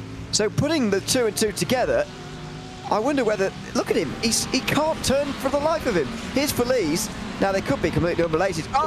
Feliz got dived down the inside of by Jim Duesse, and his rear wing just popped off. So maybe they're not related after all, and Kukulas just can't turn for other reasons. But he seems to be really struggling on this outlap. And almost comically, that rear wing just falling off the back of Jim Feliz's car. Not for Jim Feliz there, he won't be terribly pleased at what happened. Was there any follow-ups? This is Kukulas. And there's the hit. So there was contact. It wasn't into the pit lane, but it was through Pouon, wasn't it? Well, yeah, but it wasn't Kukulas. It was... was that not? Oh, no, it wasn't. Sorry. Yeah. Yeah, that looked like Nicholas Schwartz there. So still at a loss as to what's happened to Kukulas, who I think maybe is just struggling with understeer on an outlap. But Feliz there has a right to be annoyed at the GTP category as a whole, by the looks of things, because it was quite rudely treated there. Oh, Pelchat, excuse me. It was his teammate Pat Pelchat, and I'm afraid Pat Pelchat has got a case to. He's going to have a case to answer there, because just driven into the back of the McLaren, really. Going to have to hope that it isn't too much of a case to answer, because he's only got that 1.8 second lead ahead of Shane Larson, albeit 20 seconds to anybody else in the form of Edwin Offray for the time being. But Pat Pelchat against Shane Larson will be decided on the track, but it remains to be seen what happens with little incidents like that. But clearly not the cleanest of races for our race leader, but still leading the race for the time being. Same, sadly, can't be said for Brett Gardner after his spin, but I mean, if he can try and get back towards Jim Feliz, he still might claim a podium. Yeah, we'll see. 18 minutes still to go here, by the way, and I don't think the story has quite been written yet. I wonder whether Pat Pelchat has got some damage himself as a result of hitting Feliz there. 1.3 seconds now the margin, and have a look at this. Shane Larson's gaining time quickly, and he's going to be right on the back of him here after Les Combes, because the traffic has not fallen well for the race leader. and so the gap dips below a second for the first time in ages. Pat Pelchat all of a sudden will be looking over his shoulder here, possibly more than he was 1 week ago. It was looking comfortable not so long ago in this race. Now Shane Larson can possibly seize an opportunity here like he hasn't had before. It wasn't here in the opening round of the season at Mosport, but he's made a real splash here at Spa in his debut in the season. Over a quarter of an hour for him to size up Pelchat and maybe make his move. The issue for Shane Larson is, of course, he cannot try and, with the pace he's gaining, think about anything other than getting past Pat Pelchat. You can't think about what that would mean for his race and for, the start of the season for the 117. You've got to keep your head on. You've got to make sure you're getting through these GT3s with ease. Because if Pat Pelchat can get through a couple of drivers in a good place and Shane Larson has to be finding them in more difficult areas like he is now, he's going to be losing time. He needs to keep it calm. And even though Pat Pelchat is falling within his grasp, this is by no means an easy feat to overtake the man who has won 9 in the last 10 races and taken 9 of the last 10 poles. He has been so dominant, Pat Pelchat. Pretty much nobody has beaten him for the past few months, and Shane Larson is in a position where he could be doing that, but he just needs to keep it all nice and calm in the final 16 minutes. Well, we're not going to beat. Just 16 minutes to go. This is a battle a bit long way but further back, by the way, for Andrew Ellis, Matutani, Nicholas Schwartz, who I apologise for wrongly accusing him of hitting Jim Feliz earlier on in the race. Don't know why I did, but I just thought it looked like his car. It doesn't even look like his car at all. Don't like green and yellow, that's what it is. I must apologise, but so very sorry to Nicholas Schwartz. He's currently in 9th place. Just behind him, by the way, Miguel Rios, who has lost a couple of places in this race and is looking to gain them back again. Qualified in 6th place, currently down in 10th, so we could see at least 2 of the manufacturers involved. In fact, we already do. Cadillac ahead of Acura. There are the movers and shakers so far in the race. It's been a fairly lively race, as we'd expect. What a season we've got ahead of us here. And with all respect to Pat Pelchat, it would be great for the series to get a new winner for the first time in about 4 months, really, when you think about it, maybe more. Because as good as it is and as impressive as it is to watch Pat Pelchat, you need competitiveness in a series, and if Shane Larson can really give it to Pelchat here, then maybe we've got a season on our hands. Yeah, and last season, the one race that wasn't won by Pat Pelchat was won by Bradley Holly at Mosport, which means that the last 9 tracks that we've been to have been won by Pat Pelchat. So, yeah, he's been in such dominant form. It is great to see as well. That's Jim Feliz going slowly, and the number 5 guy, he was running up inside the top 3. It's given Brett Gardner the podium. What's happened there? Of course, he had no rear wing beforehand. Has there been even more contact for him? Don't tell me someone else has hit him. He'll be absolutely livid if he has been hit again. No, this is off his own accord. He's hit the gravel. He knew that was getting away from him. He's hit the wall quite hard there too. He's going to soldier on, and clearly the McLaren's damage is not that bad. But that's a pretty awkward moment, I'm afraid. Jake Cummings, by the way, and John Krause are battling for 6th place just behind him. There was no chance of him catching that, surely. No, you could see him full lock left there, and there was no way he was going to be able to save that one. Disappointing for him, but still, in with a shot, losing a little bit of time, but it's not apocalyptic for the number 5 car in P5 for the time being. He's going to have to be worried, though, because Jake Cummings may be coming up behind him in the not-too-distant future. This is all helping Adrian Kukulas, though. Of course, he's back up into P4 after having the little moments on his outlap, but having a very good race in general, keeping it out of trouble for the most part. This could be a bit of a battle, though. Nearly 3 wide as we make our way. Oh, diving inside again as we make our way in towards Lake Cobham. That was a bit bold. It was a bit brave there from John Krause. And the 502's found the inside line, and he's found P6. No reaction from Jake Cummings, just regroups and looks to go again here. By the way, I've just seen a Porsche GTP running around with no rear wing. There might be a story to tell there. Neil Alexander is the only best guess I've got at the moment, but in truth, I've got not the faintest idea who that might be with no rear wing running around the circuit at the moment. We stay on board with Jake Cummings in this battle for 6th place. They're about 25 seconds off the lead of Ken Copeland, who surely is going to go on to win this race from here. And what a great start to the season it will be in GTP and that front as well. Unfortunate for Michael Brooks to be so far down the field now, and indeed out of the race after his incident at Pouhon in the first half of the race. However, 2 different winners in that class would be a good start for the new anyway. Meanwhile, Nicholas Schwartz gets past Mathieu Denis there, and also Andrew Ellis is getting away, but Mathieu Denis is the one who's been overtaken here. Miguel Rios also gets through and up into 9th place.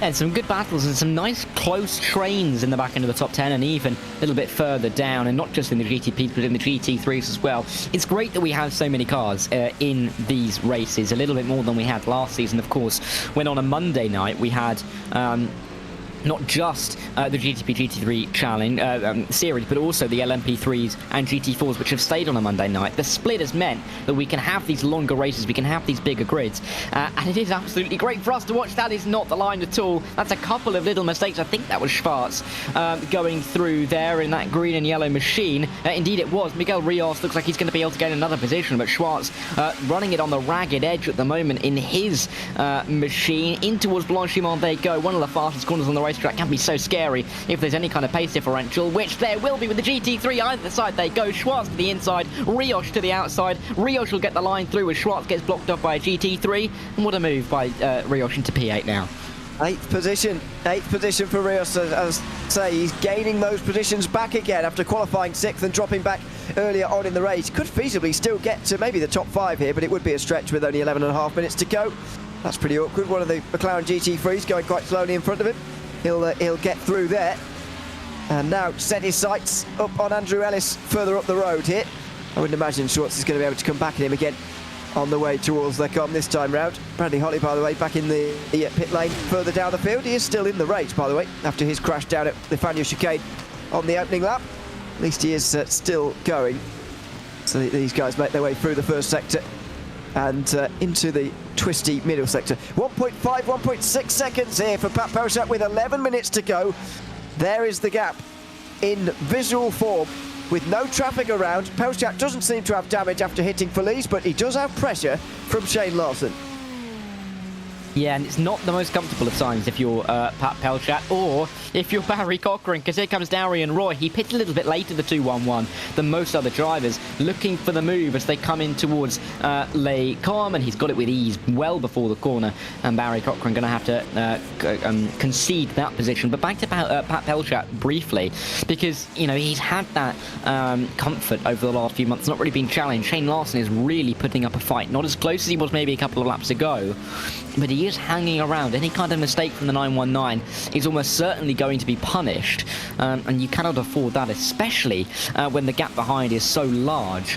Pat Pelchat's going to be thinking about one thing only, and that is the win. Shane Larson isn't thinking about having to defend at all. All he is thinking about is trying to get after Pat Pelchat, which could be a little bit of a worry for the race leader. Yeah, absolutely. And he's just ticked below 10 minutes to go now. It's going to be all about traffic in that leading battle. It really is. Well, not all about traffic, I suppose, but you know, mostly.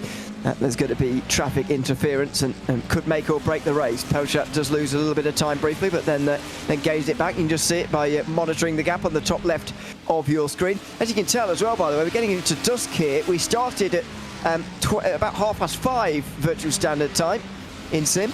And so it's about 6:30 now, and in Europe it's getting quite dark quite early, so we are not quite going to see full darkness, but it is going to get a little bit dark. Road Atlanta will be starting at the same time, so it might get a bit dark around there. We'll be starting and finishing in the dark at Sebring.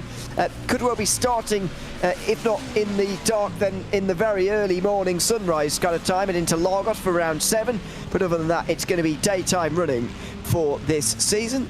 And indeed, don't forget, at Interlagos itself, we could see some rain as well, so that could be a pretty busy opening to that race for sure. Pat Pelchat still leads in GTP though. Kate Copeland still leads in GT3 by 10.5 seconds. Brett Gardner is back to 3rd. I suppose it's not the worst result after the tribulations of his outlap in this race. And I say he's only, but he is still within 5 seconds of Rich Calais. If something happens to the 76, he could have a shot at P2. So, you know, definitely not all lost for Brett Gardner at the start of a season where he comes in as absolutely one of the favourites last season. I know I do keep talking about it, but it's a great reference to have. He was really quite consistent over the course of the year. Took home 5 wins in the 9 races. Combine that with 2 other top 5s. I mean, it was really quite impressive from him, and he's trying to pick that up once again at the start of this season, and he's doing a good job of it at the moment. The little blips are hurting him, but he's still getting podiums at the moment, which is exactly what he needs to be doing. It looks like True Duessa, is it, with no rear wing? Is it? I think so, yeah. I think that maybe that came off during the incident we saw with Jim Feliz earlier on, who's still 5th in GT3, by the way. Duessa is quite a long way behind now in the GTP class. He's actually behind a lot of the GT3s. Here is Jim Feliz, still with no rear wing. Still going okay, actually. That's Adrian Kukulas right ahead, and Jake Cummings' battle with John Krauser is going on just in the background. There you can see them. Actually, Cummings has got rid of him, really, so he's kind of on his own. But Feliz's damage doesn't look terrible. I believe he's got suspension damage as well, actually, after hitting the wall at the curb pull for air we saw a few laps ago. So fair play to him for soldiering on. This is True Duessa. It is indeed him who's lost his rear wing. As I say, I think that came off during the contact with Jim Feliz. Yeah, and it doesn't look right, really, does it? It looks more like a jet fighter on the rear end with that wing, but yeah, it needs a little bit of extra downforce to help it through the corners. Clearly not hurting him terribly much because he's not dropping down the order drastically, but he is still, I believe, 5 laps down, so not having the best of days. Also, shout out in that regard to Bradley Holly. I know we've mentioned him, but 4 laps down, sticking it in despite having such a torrid time on the opening lap, still going around to pick up some points, and the person with, I believe, one of the greatest point of view cameras I have ever seen. I don't know if he'll have it back at any point, but he had a T-cam on his head, and that is just one of the best things I've ever seen. Oh, that was off the road. Here it is. There it is. Bradley Holly showing us what he can see, as well as we're seeing the same thing almost. He's just waiting behind the GT3 Series. He knows he's out the running, really. Just trying to stay out of everybody's way. Wonder what he's what box he's got up on his bottom right there, because it's not the relative, which is what in-car adjustments it looks like from here. I can't really read that, but that's what I'm going for. I wonder how much tinkering these GTP drivers actually do with the in-car settings during one of these races. There is Holly with the actual T-cam. It looks very windy. Calendars flapping around all over the place in the background. Wonder how much tinkering they actually do in the race, whether it's sort of F1 style tinkering where you're sort of fiddling with stuff almost every straight, or whether he's just got that opening because he's trying stuff and he's many laps down. Yeah, I think, I mean, there's definitely room, especially if you're 3 laps down, to maybe play around with it a little bit more than you otherwise would. Maybe just to see what kind of works, what doesn't work, as Casey O'Brien, feeling like he's going for a splash and dash. Oh, is it drive-through? Drive-through, that'll be what it is. Hopefully we don't have to have any splashes and dashes, but no, I think generally for the drivers, I don't think they'll make too many changes, really. I mean, a lot of these drivers will be well practiced in these cars, will be well versed in how they act around each of these circuits, so I think they'll be relatively comfortable, but there's definitely going to be room for drivers to make a couple of adjustments, especially if it's not feeling right to them, maybe especially with a little bit of damage on the car. Yes, indeed. Nathan Ray up to 3rd here, though. Looks like it could be a second podium in 2 weeks for him. Not going to be second place again, but to be on the podium again is a fantastic return from these first couple of rounds, especially coming from behind like he has here. Qualified down in 9th place, of course, and he's gained the most positions of anyone inside the top 10 right now, tied with Andrew Ellis, both up 6 so far. This is back with Miguel Rios, who's just ahead of Andrew Ellis, just past Andrew Ellis, and all of this work for Miguel Rios has got him back to where he qualified, and you can tell it wasn't a very good start to the race for him as a result of that, but at least he has recovered well, and not everyone's able to do that, so credit where it's due there. Nearly a minute off the lead, but still back up to 6th position, and picking up decent points here for Miguel Rios. Yeah, for the driving finish, sorry, I was trying to find where he finished last week, 14th place, so big improvement there. I was just trying to find that myself, actually. I was looking up and down the order just a second ago. But yeah, picking up some good points for him to try and maybe kickstart a bit of a title challenge, albeit not as many points as anywhere near as many points as the likes of Pat Pelchat will have, but definitely a good little bit of confidence boost to recover this well during the race, despite a poor start. You know, a P6 at the start of the race may not have felt great to him if you offered it to him, but now, or after the first couple of laps where he dropped down the order, I think he would have been very pleased with how the race would have panned out. So good stuff for Rioch to try and gain some time, some points on everybody around him, because I mean, it's a 9-round championship. It's not that long, but, you know, if you can build up a head of steam in the next couple of races, you're going to be riding it towards the end. Someone in YouTube chat just mentioning or telling me, informing me, you'd be surprised how much tinkering we do in GTP, as we were talking about. I was coaching Shane on tinkering the car this lap. Meanwhile, I'm afraid Shane Larson's got off the road, and this is surely going to allow Pat Pelchat to take the win from here. It's these small moments, these tiny errors that can cost you race victories, and it looks like that is what's going to happen on this occasion. Pat Pelchat, by the way, is going so quickly that we are going to get another couple of laps here, and so it will be a 30-lap race as we expected, but it's a cruise to the end now for Pelchat. He's now 5 seconds out front as a result of that in towards the Le Com chicane. Yeah, and Shane Larson surely will be a little bit disappointed, but pleased with the P2 and pleased to bring the points home in the end. Jim Felice looking to try and get after Adrian Kukulis around the outside at Lake Com. You don't see many moves work there in these GT3 cars, and it's not going to work this time. But Kukulis has gone off, and Jim Felice, easy as you like, just has to keep it on the road and will go through, and there's more contact. He's been hit. I think that was, I'm not sure who it was. It was one of the Cadillacs, and I'm afraid Kukulis has to go back to pit lane. Jake Cummings will get back to the top 5. It was just on the power and on the gravel for the Porsche, and he's out, completely hit.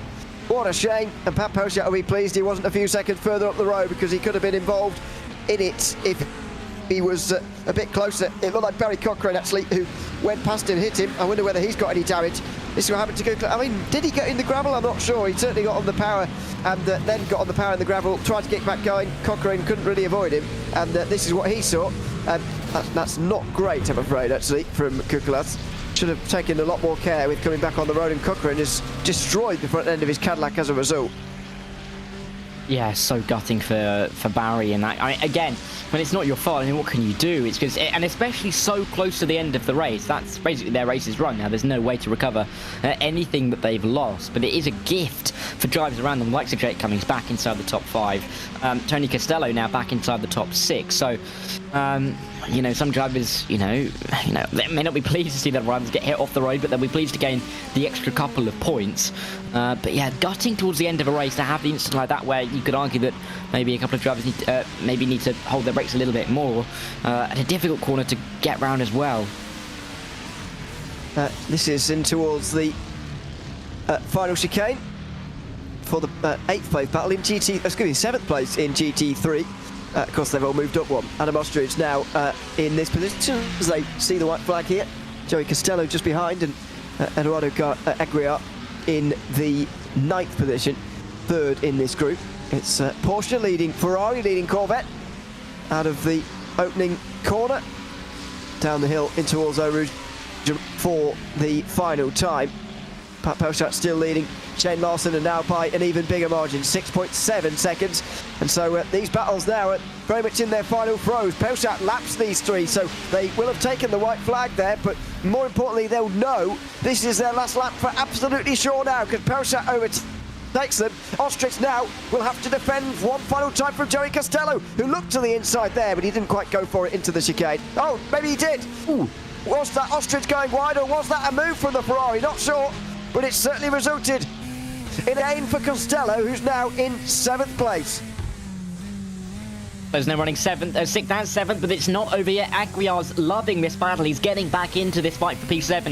If he can try and make a move anywhere, maybe in towards the final couple of corners, but it is so tight as they run all the way through. Great to see. We've had an hour's worth of racing, and we are still seeing these close battles for some big points as well. Aguiar's in their Krauser's not too far off the back either, but what a move in the end it was as the GTP gets through by Costello up into P7. Final lap, but we'll have to see if anything did go on between the two drivers in towards Lake Com, because it looked like Adam Ostrich may have gone a little bit wide. There's Jim Felice in 4th place, just ahead of these guys, but Pat Pelchat, more importantly, goes through, and Felice goes off the road, careful in that gravel trap. That's where he went off earlier. Meanwhile, Pat Pelchat looks like he's going to take the victory. A bit better of a performance this time round. Not that it was bad last week, but you know, he didn't take pole in a bit of a surprise. He didn't take the fastest lap either in another surprise, but this time round he's going to take the full complement of 57 points to go along with his race win. Pat Pelchat is 2 out of 2 in the PRL GTP GT3 Series here at Spa. Fantastic drive from him as he continues his dominance in this car. Yeah, and he has been absolutely stellar, hasn't he, over the past 4 months or so in these GTPs, if not longer. So continuing that dominance as we are seeing Kyle Robertson having an awful time down at Pool Frere. We're going to have to wait a little bit of a while for Ken Copeland to come through. He will only be coming towards the final few, the end of the opening sector, I think. Yeah, top 3 are only going to stay on the lead lap here. This is a huge battle further down the field, by the way. Very late braking indeed on the outside line here from Mark Kalin, who's trying to make this work, and he does get past Marco Janssen right at the very end. Great overtake there from Kalin, who moves up into, where will he finish? 14th place in the end. Now, yeah, what's happened to Kyle Robertson? Because it looked to me like he's both of his left side tyres were down there, and he was certainly scraping along the ground.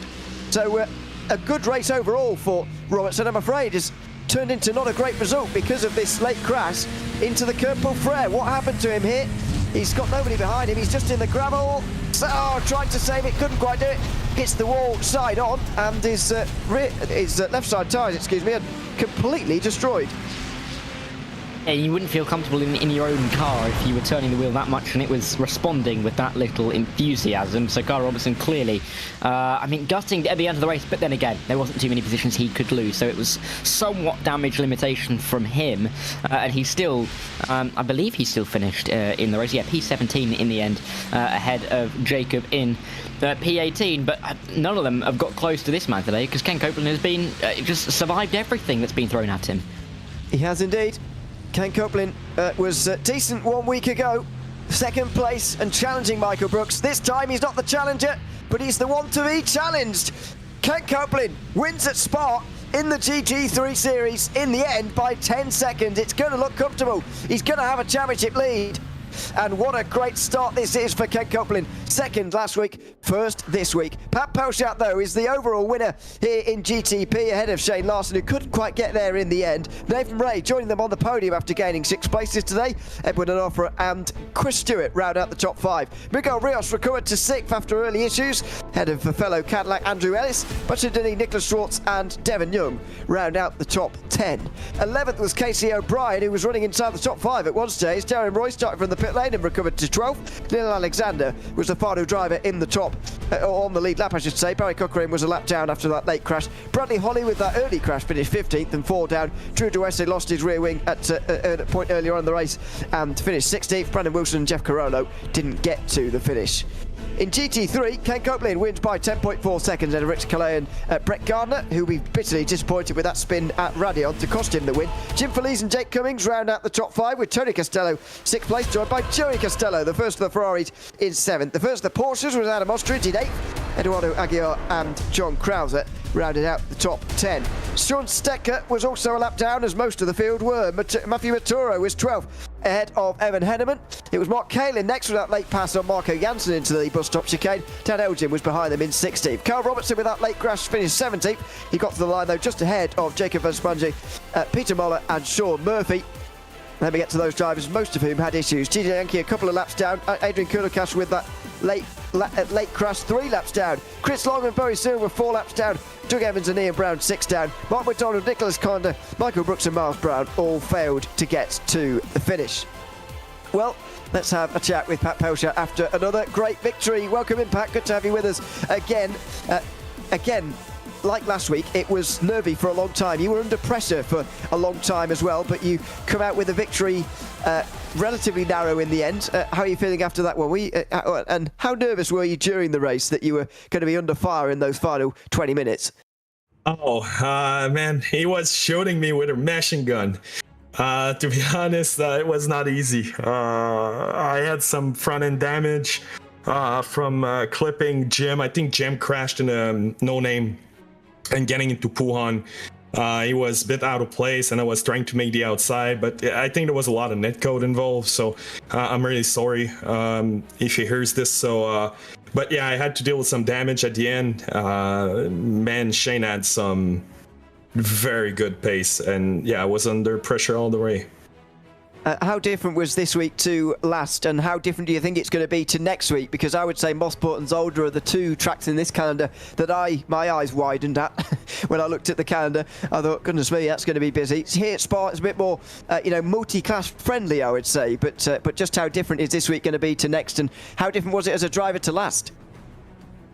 Honestly, like, I'm gonna take every single win I can get this season. I'm being under pressure from Shane and from Brandon. So yeah, Spa's a bit of a surprise. It's usually not my strong track. Put a lot of time into practice. Max Murier, teammate, he gave me a good help this week building the car. Car was on fire, man. To be honest, couldn't ask for more. Congratulations on taking it to the victory, Pat, and we look forward to seeing you again next week. Hell yeah, guys. See ya. Thanks very much, Pat Pelchat there, the winner tonight in GTP. Just ahead of Shane Larson, who joins us from second. Welcome in, Shane, as well. Good to have you with us. Just how disappointed are you to have not got the win, or are you pleased with second place? Which is the overriding emotion? My first round here in PRL, I'll definitely take the P2. Starting fourth, kind of botched qualifying a little bit. But Pat, man, respect. He's got some pace. He was flying. I was sitting there right at the end, just 1.5, 2 seconds away, just trying to pull up to him, and just couldn't quite get there. But no, it was a fantastic race throughout the whole race. Well, since you are on the new side, what have you been A, told to expect, or B, now expecting after you've seen the opening race of your season anyway, you're here at Spa? Any expectations? Simply just dramatics. This series is going to be a great season this year, I can already tell. We certainly hope so. Congratulations on second, Shane, and thanks for coming to chat to us as well. Yeah, thank you. Thanks very much. Shane Larson, second place overall tonight, ahead of Nathan Ray, who finishes on the podium for the second week in a row. Congratulations, Nathan, again. Good to have you with us. Third place for you at the end, but only ninth in qualifying. Were you struggling with one lap speed? Were you struggling with this circuit? What was going on there? I had very little practice going into tonight because I spent probably about Saturday through about Tuesday down with the flu. And I wasn't fully recovered even last night, so I had like 2 fuel runs last night to get like my bearings, then just like figure it out tonight. I truly don't know how I managed to pull this out of my hat. I'm so exhausted now. I bet, yeah. Glad that you've recovered just in time, and it makes it all the more impressive. I mean, is this a sort of marker for you for the rest of the season now? You're going to be sort of aiming for the podium every race from here. You've managed it twice in a row now. Well, given that I've managed it at Spa, at a track that I'm not traditionally the strongest at, I think I just have to at this point. It's a good start, for sure. Congratulations on finishing third, despite everything, and thanks for chatting to us as well. Thank you. Have a good one. Thanks very much. Nathan Ray finishing third place in GTP. First in GT3 was Ken Copeland after the run-up spot 1 week ago. Ken finishing in first place here tonight. Congratulations, Ken, and thanks for joining us as well. Just what were you thinking when you came out in the lead by such a big margin? Did you know what had gone on to Brett Gardner in the end? No, I actually still don't. I'm sitting here digging through replay files trying to figure out. I just noticed that the gap was relatively large, and I knew I wasn't that good at fuel saving. Well, I'll just tell you then. On the outlap, he spun Radeon, so there you go. That'll do it. There you go. What were the final few laps like in the end? I mean, I guess you might have been feeling relatively comfortable with 10 seconds, but, you know, you can... I'm sure the nerves will have still been going since you were in the lead. With a gap like that, it's kind of you cut a couple laps, look at the guy in P2, try and figure out like what their pace is looking like, look at their lap times, and then try to just get comfortable, manage traffic, manage that gap, pay particular attention to fuel just in case. You never know how quick the GTP leaders are going, so is there going to be an extra lap or not? And then just fuel saving enough to have a couple laps where I could push it to see if I could earn that fastest lap bonus point on the last couple laps. So that's where my head was at essentially on the last half of the race. Well, congratulations on taking the race win. And, of course, I believe you did get the fastest lap as well. So that's the second week in a row for fastest lap too. And, of course, congratulations on an early championship lead for what it's worth after 2 rounds. Thanks for chatting to us. We'll see you again next week. Yeah, thank you. And thank you for the awesome broadcast every week. Thanks very much. Ken Kirkman in there, the winner of the GT3 class. And I believe Rich Kelly is also in the waiting room at the moment, I'm going to presume, and bring him in. Welcome in, Rich. Good to have you with us here for... and congratulations on your second place, I should say. How was that race for you overall? 10 seconds off the win, but quite a few seconds ahead of Brett Gardner, who finished in 3rd place in the end. And fairly quiet as far as we could see. Was it a quiet race from your perspective?